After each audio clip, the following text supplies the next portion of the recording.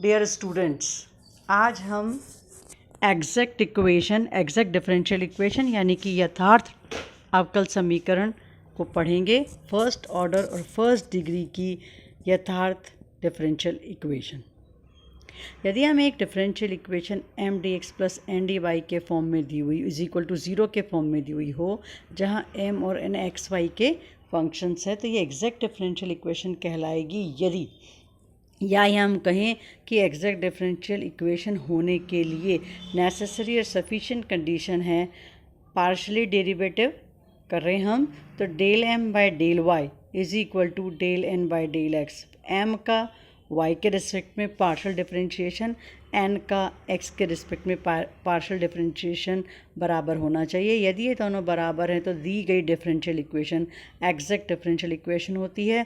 और इस तरह की इक्वेशन को सॉल्व करने के लिए या उनका जनरल सॉल्यूशन निकालने के लिए हम एक मेथड काम में लेते हैं, जिसकी स्टेप्स मैं आपको अलग अलग बता रही हूँ। पहला है, फर्स्ट स्टेप में हम क्या करते हैं, जो हमारे पास M D x plus N D Y is equal to 0 जो डिफरेंशियल इक्वेशन दी हुई थी, उसमें एम में y को कांस्टेंट मान करके और x के रिस्पेक्ट में हम इंटीग्रेट कर लेते हैं, और जिसको हम कैपिटल U एक्स वाई से डिनोट करते हैं, क्योंकि ये x और y का फंक्शन होगा। तो capital U X Y is equal to integral of m D x.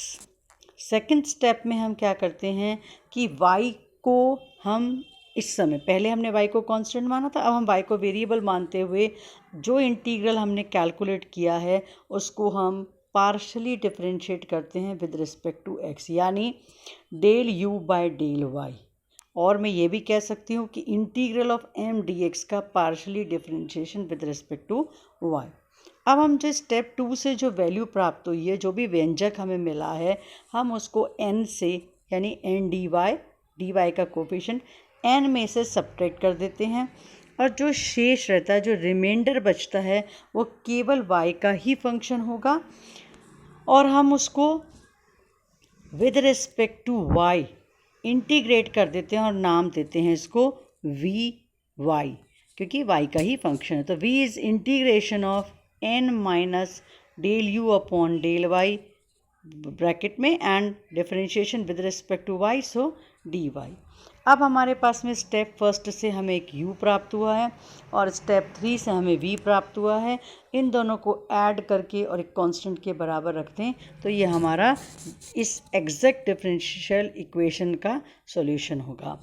यदि हमारे पास integral of m with respect to x यानी कि इंटीग्रल m dx एक से अधिक तरीक़ों से अधिक फंक्शंस के रूप में यदि हम इसे एक्सप्रेस कर सकें, फॉर एग्ज़ाम्पल जैसे x प्लस वाई का होल स्क्वायर dx, इसका इंटीग्रेशन करना है कीपिंग y कांस्टेंट, तो हमने यहाँ देखते हैं कि x प्लस वाई का होल क्यूब अपॉन 3 भी लिखा जा सकता है, जिसमें टर्म्स आएंगी x cube plus Y cube plus 3x, क्योंकि y क्यूब क्या है कांस्टेंट, वो भी आएगा।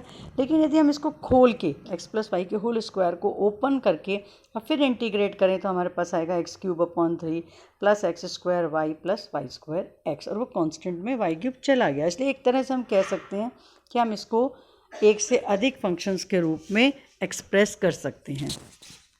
फॉर एक और एग्जांपल मैं देती हूँ, जैसे मान लीजिए sin 2x है। sin 2x का इंटीग्रेशन होता है cos 2x। अब cos 2x अलग अलग तरीके से लिखा जा सकता है। तो इस तरह के m के इंटीग्रल्स जिनको हम एक से अधिक फंक्शंस के रूप में दिखा सकें, तो हम उनको उस तरह का, यदि m हमें दिया हुआ है, तो हम जो मेथड अभी हमने 4 स्टेप में लिया, हम उसी से एग्जैक्ट इक्वेशन का सॉल्यूशन निकालते हैं। लेकिन यदि m एक से अधिक फंक्शंस के रूप में ना लिखा जाए, तो हम एक रिवाइज्ड मेथड, जो कि शॉर्ट भी बहुत होता है, हम उससे भी एग्जैक्ट इक्वेशन का डिफरेंशिएशन निकाल लेते हैं। उसमें हम क्या करते हैं, m में हम y को कांस्टेंट मानते हुए x के रिस्पेक्ट में m को इंटीग्रेट कर लेते हैं, और y जब हम सेकंड जो v कैलकुलेट करते हैं, उसमें हम सिर्फ क्या करते हैं, n की वो टर्म्स जिनमें x नहीं है, those terms of n which do not contain x, हम उनको y के रिस्पेक्ट में इंटीग्रेट करते हैं, और इस प्रकार हमें जो प्राप्त होता है, तो एक तो हमें मिला m को y के रिस्पेक्ट, y को कांस्टेंट मानते हुए इंटीग्रेट करना, और सेकंड हम इन दोनों को ऐड करके और कांस्टेंट रख देते हैं। लेकिन यदि हमारा m को इंटीग्रेट करने पर एक से ज़्यादा फंक्शन के रूप में हमें मिल रहा है, तो हमें कभी भी इस मेथड का यूज़ नहीं करना चाहिए, वरना आंसर गलत हो जाएगा। फॉर एग्ज़ाम्पल, मैंने पहला एग्ज़ाम्पल ही ऐसा लिया है जिसमें हम m को एक से ज़्यादा इंटीग्रेशन को हम एक से ज़्यादा फलन के रूप में लिख सकते हैं। मेरा क्वेश्चन है x प्लस वाई का whole square D X minus Y square minus 2xy minus X square D Y is equal to 0। यहाँ m है x प्लस वाई का होल स्क्वायर, जिसका मैं पहले ही एग्जाम्पल आपको दे चुकी हूँ। n है हमारा minus Y square plus 2xy plus x square. यहाँ हम सबसे पहले एग्जैक्टनेस चेक करते हैं, तो del m upon del y, यानी m को with respect to y partially derivative किया तो ये आ जाएगा 2x प्लस 2y। सिमिलरली हमने n को with respect to x partially differentiate किया तो 2y प्लस 2x। तो हमारे पास क्या आ गया, del m upon del Y is equal to del n upon del x। It means जो इक्वेशन हमें दी गई है वो डिफरेंशियल इक्वेशन एग्जैक्ट इक्वेशन है। अब हम फर्स्ट इसके जनरल सॉल्यूशन के लिए हम यहाँ पर इंटीग्रेट करते हैं m को, तो integral of m dx that is x plus Y का होल स्क्वायर dx। मैंने आपको पहले भी बताया कि ये दो तरीके से इसको हम लिख सकते हैं, इसलिए हम जो मेथड हमने 4 स्टेप्स में लिया था हम उसी मेथड से इसका सॉल्यूशन कैलकुलेट करेंगे। तो फर्स्ट हमने कैपिटल U निकाला, कीपिंग y कांस्टेंट।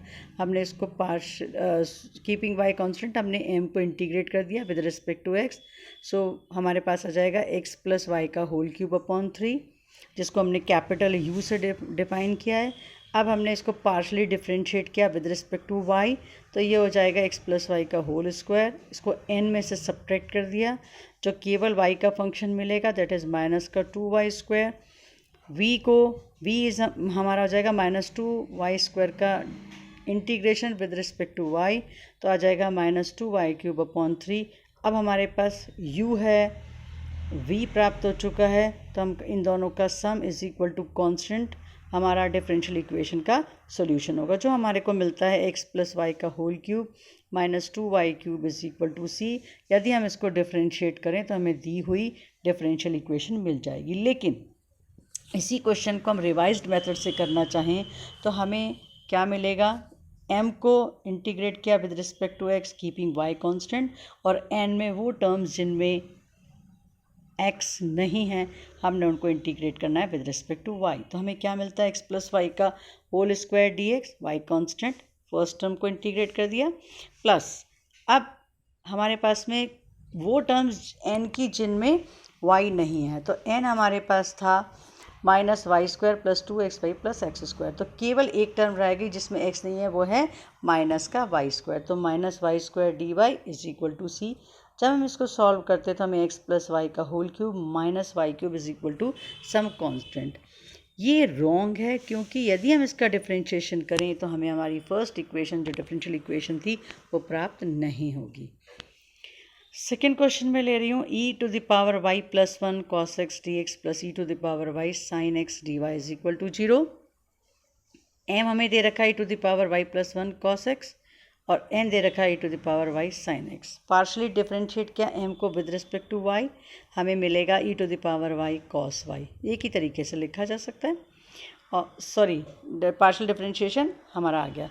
अब del n upon del x किया तो हमारे पास आ जाएगा e to the power y cos x। Clearly del m upon del Y is equal to del n upon del x, इसलिए दी गई इक्वेशन एग्जैक्ट है। अब इसका सॉल्यूशन हमने इंटीग्रेट किया m को विद रिस्पेक्ट टू x, यानी e to the power y plus 1 cos x, y को कांस्टेंट रखते हुए, तो simply it is e to the power y plus 1 sin x। और कोई तरीके से इसको लिखा नहीं जा सकता, इसलिए हमने रिवाइज्ड मेथड से इसको सॉल्व करेंगे। तो e to the power y plus 1 cos x dx keeping y constant integral plus only those terms of n which do not contain x। अब n में यहाँ पर कोई टर्म ऐसी नहीं है जिसमें कि x ना हो, क्योंकि e to the power y sin x है, तो ये हो जाएगा 0 इज इक्वल टू c। तो हमारा सॉल्यूशन हो जाएगा e to the power y plus 1 bracket sin x is equal to c। इसके हम कुछ और क्वेश्चंस भी हम आगे लेंगे।